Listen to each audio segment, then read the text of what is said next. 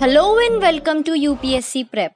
If you want to prepare for UPSC when still in school, you are at right place because our channel helps school students to start prepare early and easily for UPSC.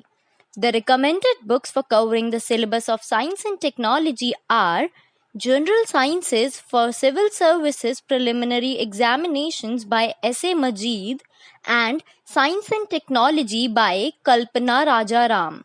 We'll discuss more about it in upcoming videos. Friends, preparing from early stage will never hurt you. In fact, it will help you succeed just like most toppers who were determined to serve the nation and started their preparation to crack exam at earliest. One of them is Mr. Pratham Kaushik. He secured impressive 5th rank in UPSC Air 2017 in just second attempt. So, no need to wait. Let's get started. Today, we will cover 4 topics of UPSC syllabus from today's news articles. Our first topic is Wildlife Sanctuary. Recently, Assam government has decided to upgrade the Dehing Patkai Wildlife Sanctuary into a national park. Now, what do we understand by wildlife sanctuary?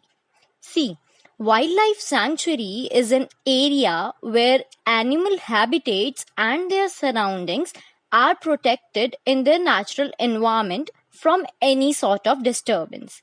They aim at providing a comfortable living to the animals. The tourism, capturing, killing, and poaching of animals is strictly prohibited in these regions. You must have read about it in chapter 7 of your class 8 science textbooks.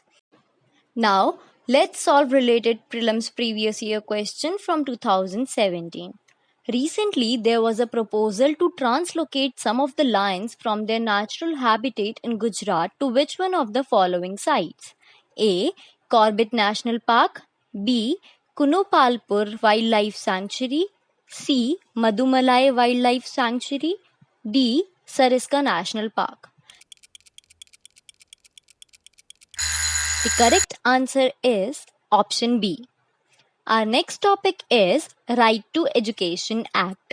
Recently, the National Commission for Protection of Child Rights has criticized the Rajasthan government for its new guidelines on elementary education that violate the Right of Education Act. You must be wondering what is Right to Education Act.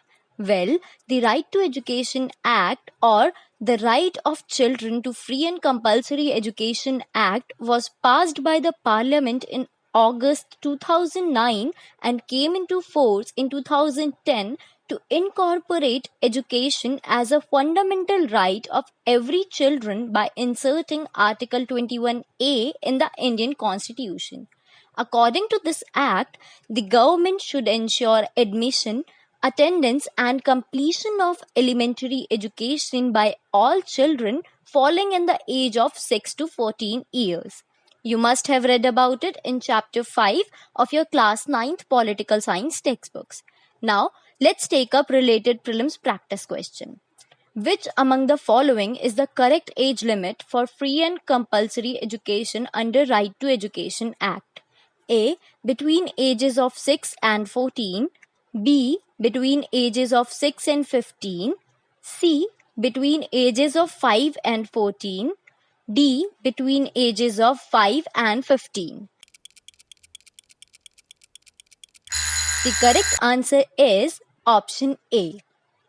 See friends, it is easily recognizable by now that our channel provides information specifically for school students to help them start their preparation early. So let's continue with our next topic, Comet.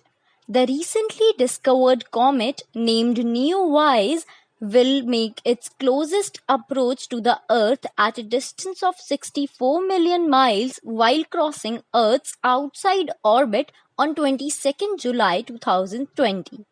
Now, let's see what is comet.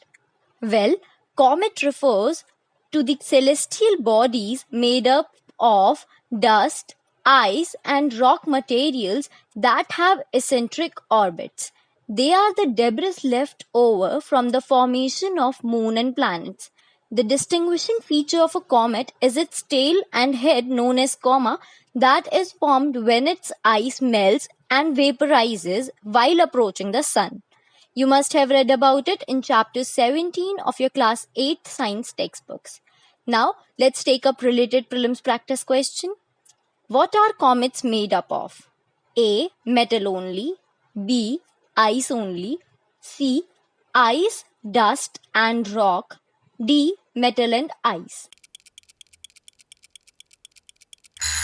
The correct answer is option C. Our last topic for today is Election Commission of India. Recently, various political parties have voiced their concerns to Election Commission of India over holding elections in Bihar amid COVID-19 pandemic and asked to postpone the same. Now, what is Election Commission of India? Actually, Election Commission of India is an autonomous constitutional body that was established in 1950 to oversee the conduct of free and fair elections in the country. It administers control on the election conducted for the Rajya Sabha, Lok Sabha, state legislative councils, assemblies, as well as presidents and vice presidents. You must have read about it in chapter 4 of your class 9th political science textbooks. Now, let's solve related prelims previous year question from 1995. Which one of the following is correct in respect of the commencement of the election process in India? A. The recommendation for election is made by the government and the notification for election is issued by the Election Commission. B. The recommendation of election is made by the Election Commission and the notification for election is issued by the Home Ministry at the center and Home Departments in the states. C. The recommendation for election is made by the Election Commission and the notification for election is issued by the President and Governors of the states concerned. D. Both the exercises of making a recommendation for election and that of issuing a notification in respect of it are done by the Election Commission.